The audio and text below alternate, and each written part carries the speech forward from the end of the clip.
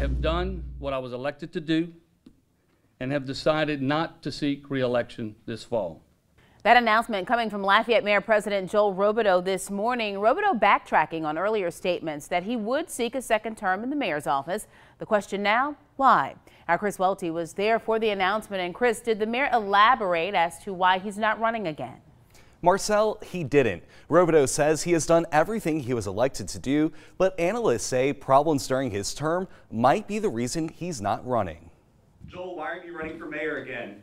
Is it because of drag queen story time? Robideaux quickly walked away from the podium, ignoring our questions after his surprise announcement.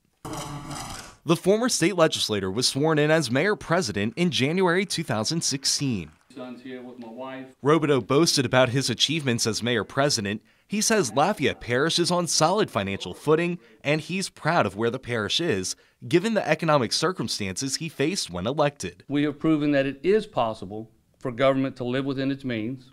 And too often, for many, the immediate solution to a budget crisis is an effort to raise taxes. We worked very hard not to take the easy way out. Robideaux says under his leadership, more money has been dedicated to drainage. He's also helped shrink Lafayette's unemployment rate, and he's delivering on his promise for a no-kill shelter by 2020.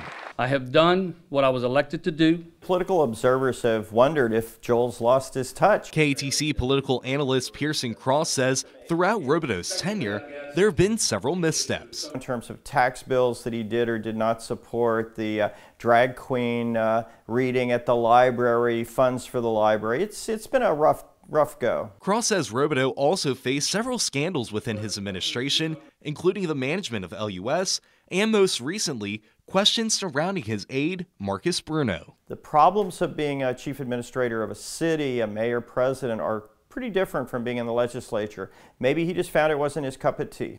I will serve the remaining 9 months of my term with the same level of dedication and effort, and I will always love Lafayette, be one of its greatest ambassadors when called upon. My sense is that he had more in store, that there were still things that were left undone, but he's picking this time, for whatever reason we don't know, to step aside. But clearly, there's still a lot to do in Lafayette.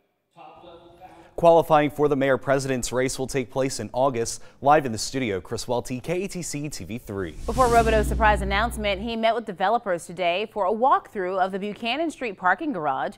LCG meeting with 40